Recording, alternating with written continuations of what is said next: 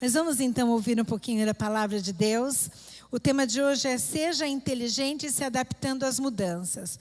Eu tenho por hábito, às vezes, gravar alguns vídeos bem pequenininhos, stories bem pequenininhos. E nesta semana eu fiquei surpresa quando eu falei sobre mudanças. O número de pessoas que visualizaram algo tão simples e tão atual, né, nos nossos dias. Essas mudanças, elas são inevitáveis, e um filósofo chamado Heráclito, ele disse: nada é permanente exceto a mudança. O que nos incomoda na realidade é que as mudanças, na grande maioria das vezes, não ocorrem por nossa iniciativa, mas por iniciativa de alguém. Sendo assim, o resultado que esta mudança trará para a nossa vida vai depender da escolha que eu fizer enquanto a mudança estiver ocorrendo, podendo piorar a situação ou aprender com ela a me tornar uma pessoa melhor. Por exemplo, uma mudança como o desemprego. Ninguém se torna desempregado. Esta pessoa, ela se pede demissão, normalmente é porque ela já tem alguma outra oportunidade em vista. Mas quando nós usamos a palavra, a pessoa tal ficou desempregada, significa que alguém tomou a decisão de liberar esta pessoa.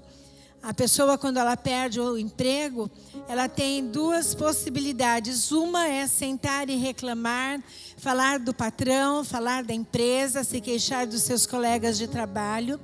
Mas uma outra atitude, é esta atitude que vai fazer toda a diferença, é atualizar o seu currículo, fazer novos cursos, passar a empreender, aprender coisas pelas quais ele nunca havia se interessado.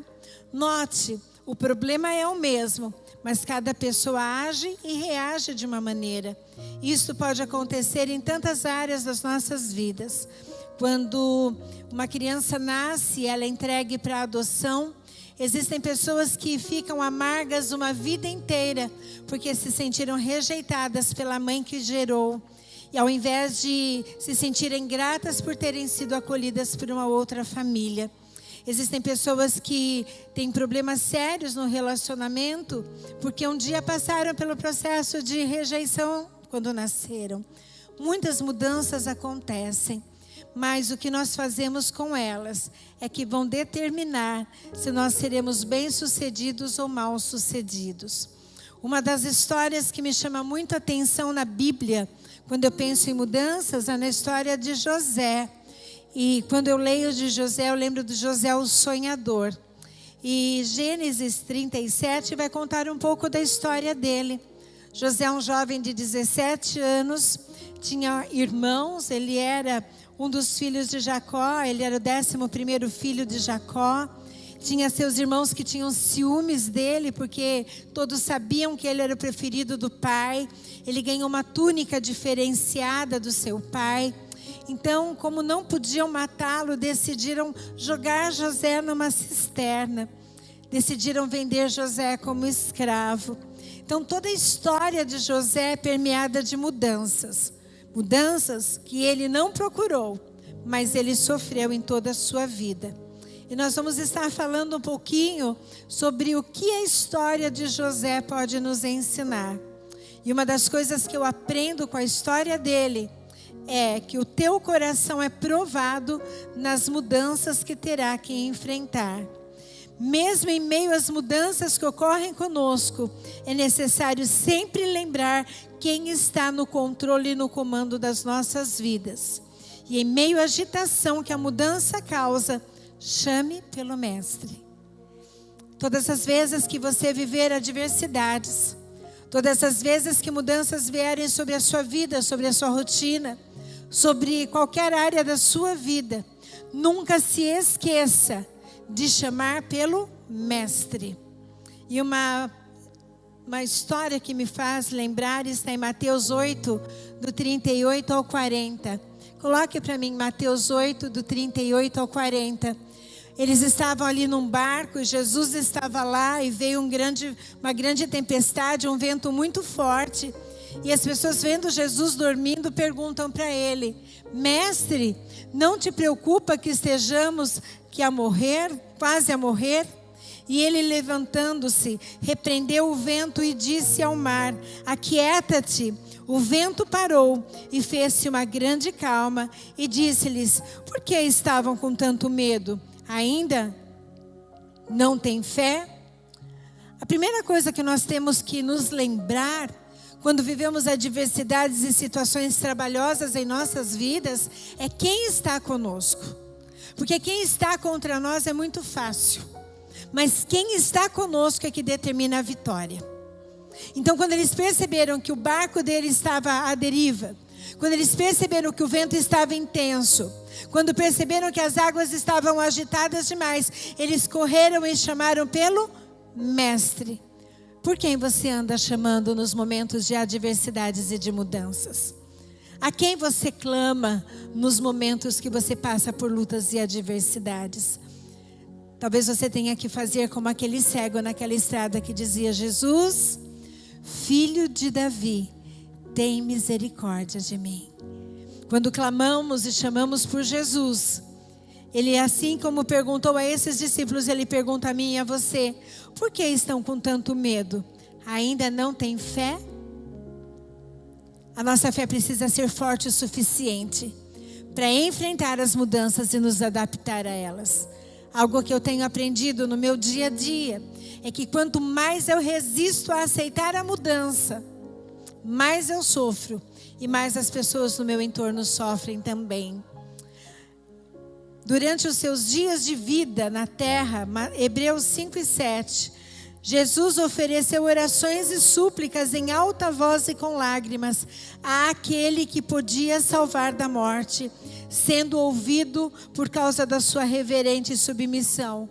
Veja, Jesus, o Filho de Deus, a palavra de Deus diz que nos momentos difíceis, porque estava com lágrimas, ele clamava, suplicava, orava àquele que podia salvá-lo da morte. É muito importante nos momentos de adversidade saber a quem recorrer, saber a quem pedir ajuda, saber a quem pedir conselhos.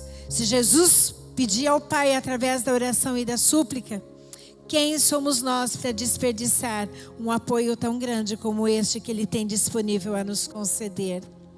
Sabe, irmão, José foi vendido como escravo para trabalhar na casa de um homem chamado Potifar.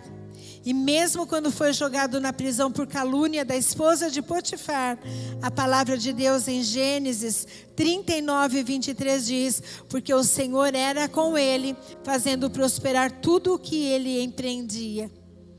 Deus está provando o teu coração em meio às mudanças que você está enfrentando. E Ele quer saber como você vai reagir a estas mudanças. Existe uma teoria. Essa teoria foi desenvolvida pelo psiquiatra Dr. Augusto Cury. E ele diz que existem no nosso cérebro janelas que ele chama de janelas killer. Killer vem de serial killer. Significam atitudes e comportamentos repetitivos que temos. E diz que estas janelas, quando elas são abertas, elas são chamadas de janelas assassinas, porque são capazes de matar sonhos e destruir as melhores decisões.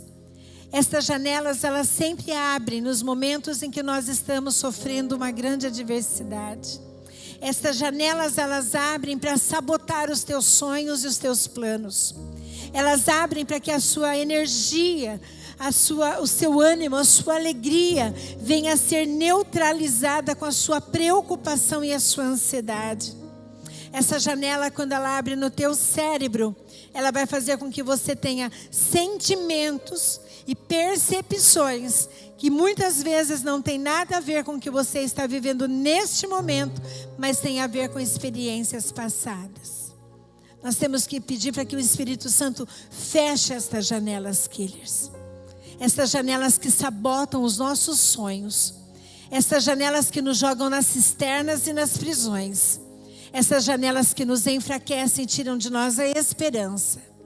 E temos que pedir ao Espírito Santo que venha abrir em nossa mente janelas de esperança, que o professor, o doutor Augusto Cury, chama de janela light. Janela que nos traz esperança, janela que nos coloca no controle da situação, Janela que não permite que a tua emoção controle aquilo que você tem que pensar e decidir. Eu vejo que na janela killer, quem age a nossa carne, que vem para nos destruir, que vem para nos enfraquecer. E eu vejo que na nossa janela light, quem age é o Espírito Santo, que sempre tem uma palavra de esperança para nós. Então nós precisamos nos conectar à palavra de Deus. Nós precisamos nos conectar ao Mestre dos Mestres, aquele que tem o poder de mandar com que o vento cesse e a tempestade se acalme. Quando na sua mente você perceber que os pensamentos que estão te permeando não são pensamentos de bem, mas são pensamentos de mal, lembre-se da janela killer e feche, abrindo uma outra janela. E nesta janela, convide o Espírito Santo para falar e ministrar ao teu coração. Faça como aqueles que fizeram. Mestre, não se te dá que morramos. Podes assim sucumbir, se a cada momento estamos... Quem lembra? Ó Mestre, o mar se... Vocês sabem? Ó Mestre, o mar se revolta,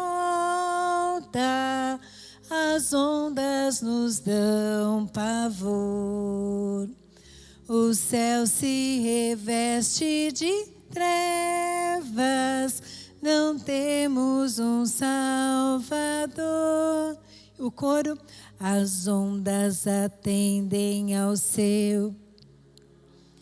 Sossegai, sossegai, seja o encapelar do mar, a ira dos homens, o gênio do mal.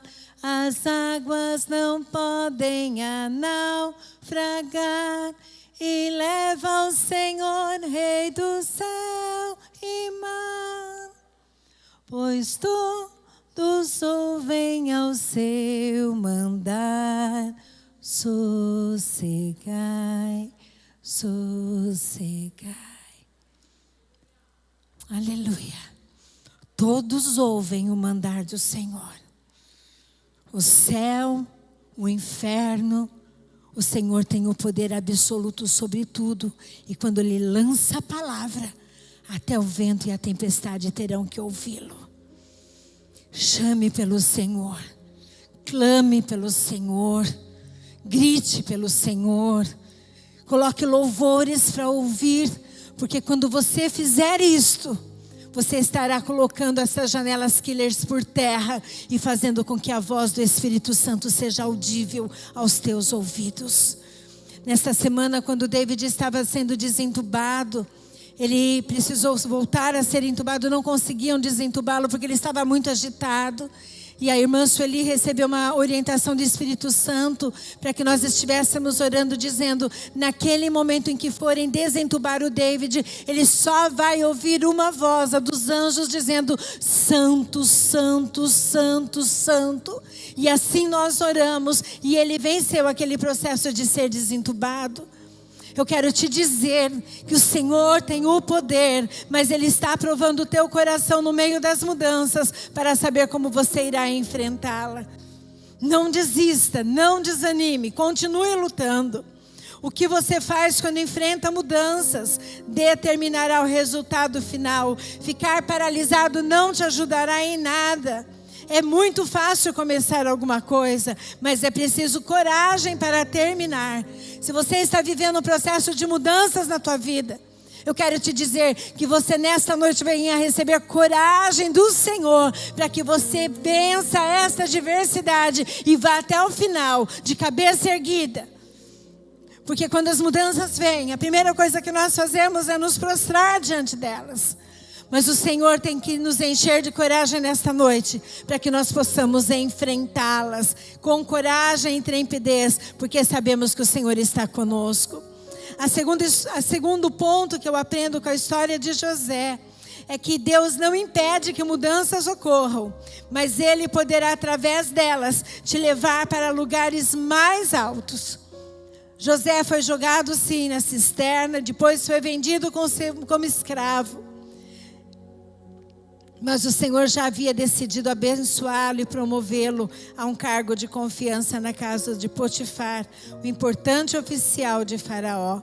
Acompanhe comigo em Gênesis 39, 4 e 6, que diz assim: José achou graça em seus olhos e servia-o, e ele o pôs sobre a mesa e entregou na sua mão tudo o que tinha.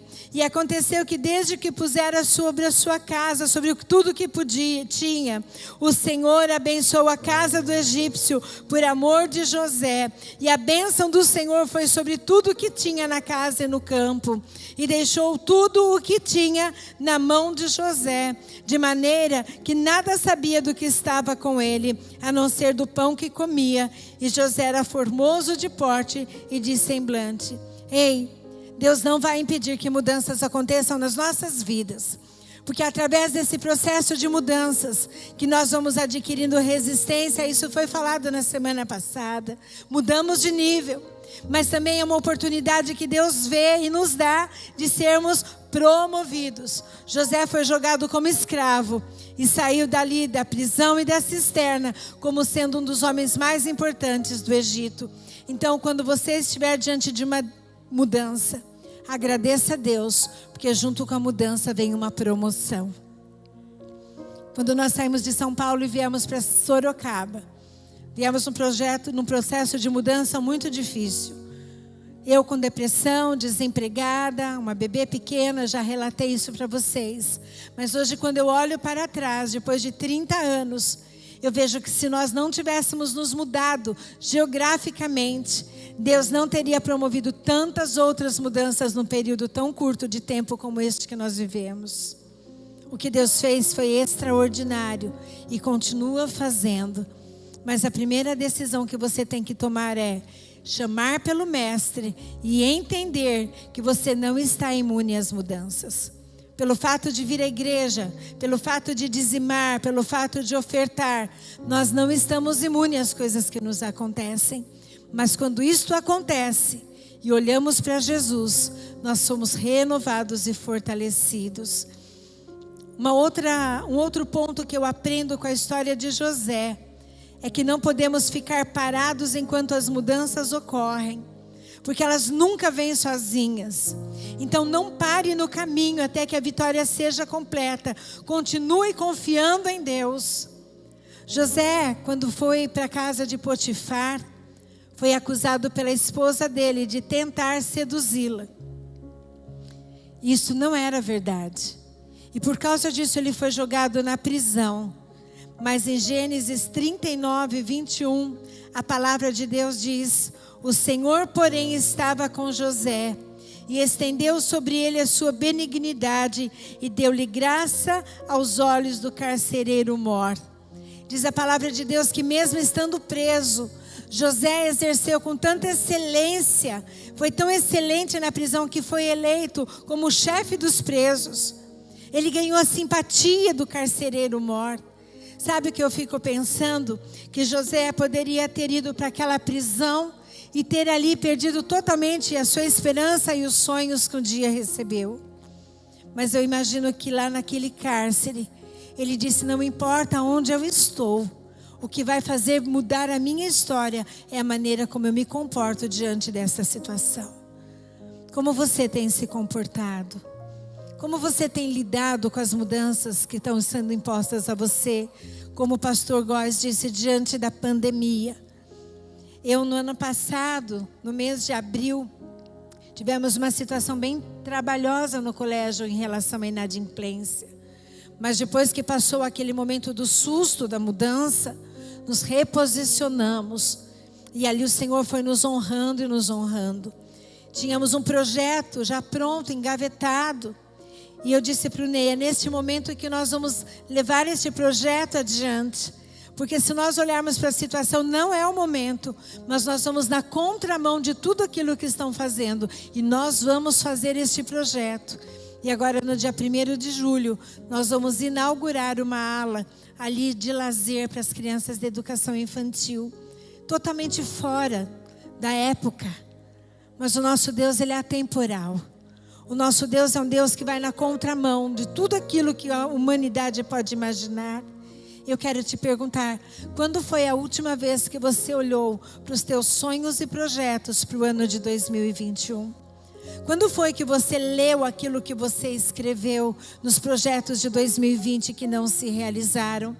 Quando foi a última vez que você foi atrás daquele sonho que um dia você acreditou que podia se tornar realidade? Talvez você esteja dizendo, não é o momento agora. E eu te pergunto, você já perguntou para o mestre se este é o momento mesmo ou se não é? No momento de crise, é um momento de grandes oportunidades. No momento de mudanças, o resultado vai depender de como você as encara. Está na hora de nós começarmos a sonhar como José. A cisterna não impediu de sonhar, o cárcere não impediu de sonhar. O que é que tem tirado o teu sonho? Não é o teu sono, é o teu sonho. Deus não tem obrigação, irmãos, de nos responder às orações no momento em que estamos pedindo. Existe um tempo de espera. Esse tempo de espera, ele pode ser bastante trabalhoso. Uma semana pode parecer uma década. Mas não importa o tempo de espera, o que importa é como você vai lidar com essa espera. Deus quer que você continue confiando e esperando até que a resposta venha. Salmo 126, 5 e 6 diz: aqueles que semeiam com lágrimas, com cantos de alegria colherão. Aquele que sai chorando, enquanto lança a semente, voltará com cantos de alegria, trazendo os seus feixes. O que me chama a atenção é que quando este salmo foi escrito, eles estavam voltando do exílio depois de 70 anos de escravidão. E quando o povo do Senhor, quando o povo de Israel voltou, aqueles que voltaram, que foram liberados por Ciro, rei da Pérsia, quando eles voltaram, eles se depararam com uma cidade destruída. Os muros de Jerusalém haviam sido derribados, o templo havia sido destruído, os bens que eles tinham já haviam sido destruídos também. Com certeza neste momento, filhos haviam se perdido, pai havia falecido. Poxa, desolação total. Mas eles colocam aqui, olha, aqueles que semeiam com lágrimas. Quer dizer, você está chorando, mas continue semeando. Você está sofrendo, mas continue trabalhando. Está difícil, mas continue confiando.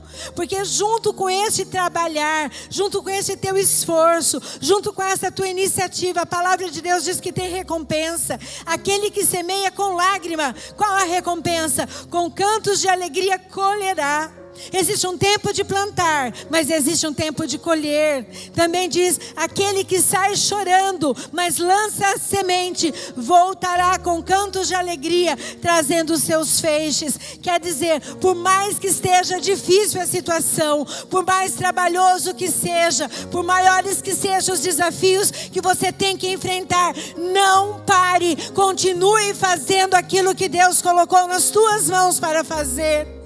Continue sonhando, continue adorando, continue louvando, continue acreditando. Médico não dá a última palavra, homem não dá a última palavra. Quem dá a última palavra é o Senhor. E a palavra de Deus diz que o Senhor tem pensamentos de bem e não são pensamentos de mal. E que a palavra do Senhor tem o poder de despedaçar todo jugo, todo peso. É a palavra do Senhor.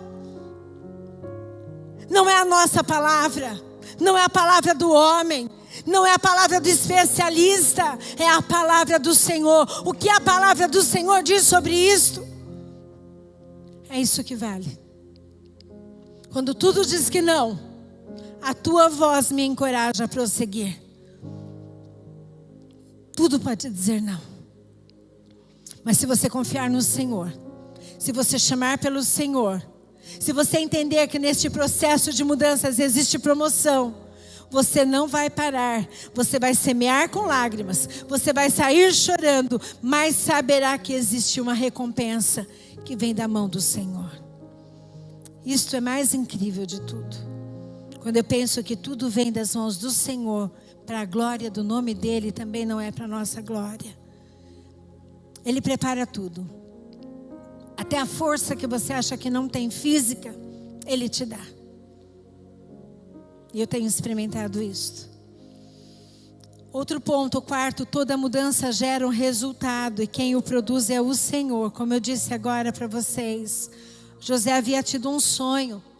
Ele sonhou primeiro com 7 vacas gordas, depois com 7 vacas magras, e as 7 vacas magras engoliam as gordas.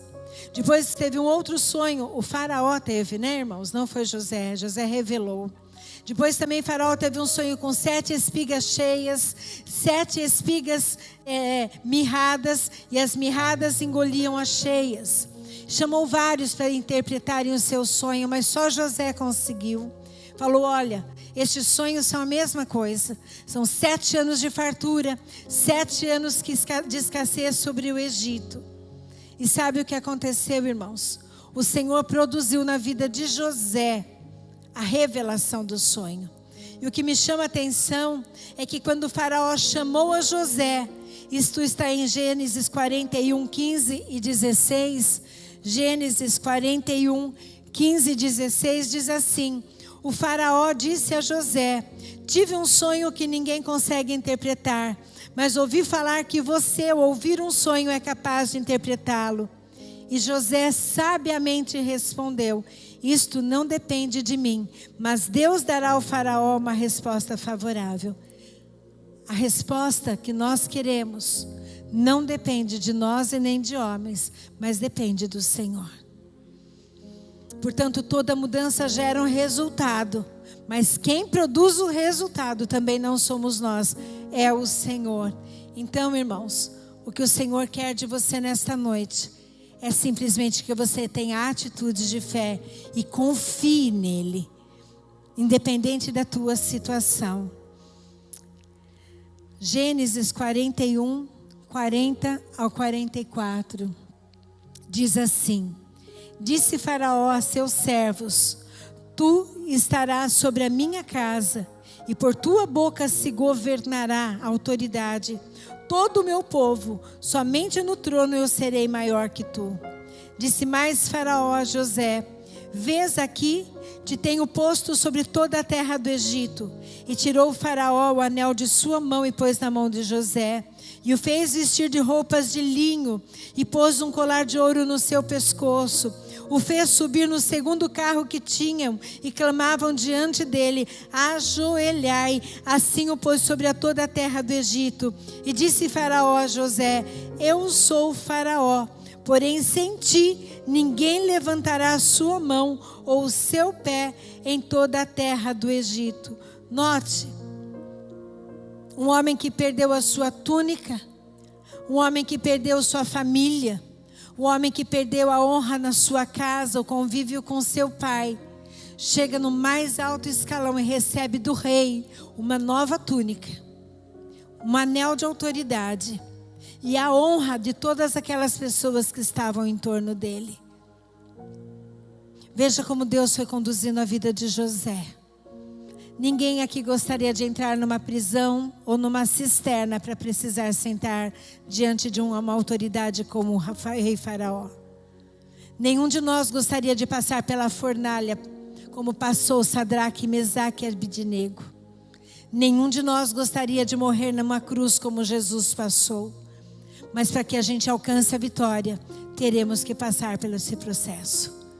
Mas nós não vamos desistir e vamos confiar. Pois, se nenhuma mudança tivesse acontecido na vida de José, qual teria sido o final da história dele? Eu acredito que teria sido a história de mais um jovem sonhador, mas que não teria realizado nada. Como você quer que a tua história seja escrita nos últimos capítulos de sua vida? Alguém que não desistiu, alguém que teve coragem no meio das mudanças, alguém que lutou bravamente no meio das adversidades, alguém que confiou em Deus quando tudo era contrário. É essa a história que eu quero que escrevam um dia a meu respeito. Qual o legado que você quer deixar para a tua família, para os teus filhos? Pedro 4, 12 e 13 diz, amados, não se surpreendam com o fogo que surge entre vocês para os provar, como se algo estranho lhes estivesse acontecendo. Mas alegrem-se à medida que participam dos sofrimentos de Cristo, para que também, quando a sua glória for revelada, vocês exultem com grande alegria. Aqui ele está dizendo, viu? Qual a grande surpresa? Não se preocupem, não se surpreendam quando algo acontecer para refinar vocês. Porque da mesma forma que vocês vão passar por este processo, vocês também receberão das mãos do Senhor a recompensa que vocês necessitam. Vamos nos colocar em pé. Eu gostaria de chamar o grupo de louvor, para que nós estejamos aí adorando ao Senhor. Irmãos, a história de José foi mudada 2 vezes. Uma pela inveja e ciúmes dos seus irmãos, e a outra pela mentira da mulher do seu chefe. Mas em ambas as situações, Deus tinha um propósito maior na vida dele. Se ele não tivesse sido jogado na cisterna e vendido como escravo, não teria aparecido na presença de Potifar. Se não tivesse sido acusado injustamente pela esposa de Potifar, não teria ido para o cárcere e para a prisão. Se não tivesse ido para o cárcere e para a prisão, jamais teriam se lembrado que lá existia uma pessoa que revelava sonhos. Talvez você não entenda os processos e as mudanças, mas eu quero desafiar nesta noite, embora você não entenda, chame pelo Mestre e confie que Ele está trabalhando ao teu favor. Se você confia em Deus e que tudo irá cooperar para o teu bem, inclusive a mudança, entenderá que até mesmo para aqueles que promovem a mudança de sua vida, Deus tem o propósito de salvação. E com isso, você será capaz de liberar perdão. Novamente, perdão. Quando eu estava fechando esta palavra, perdão de novo. Não tem como escapar, sabe, irmãos? Tudo começa e termina no perdão. Para que o Senhor possa responder às nossas orações, precisamos perdoar aqueles que nos ofendem. Precisamos perdoar aqueles que nos caluniam. Precisamos perdoar aqueles que nos ferem. Aquele que foi abandonado quando nasceu, tem que perdoar a sua mãe biológica. Tem que perdoar a sua mãe que o adotou. Tem que perdoar, não tem por onde. E o que alegra o meu coração é ouvir quantas pessoas foram tocadas pela palavra da semana passada, principalmente sobre perdão. Então o Senhor vai continuar tratando conosco sobre perdão. Sabe por quê? Porque o Senhor quer que nós venhamos a ser receptivos às mudanças. E não é o mais forte da espécie que sobrevive, nem o mais inteligente, mas o mais receptivo às mudanças que acontecem. As mudanças não nos avisam, não é? Elas chegam.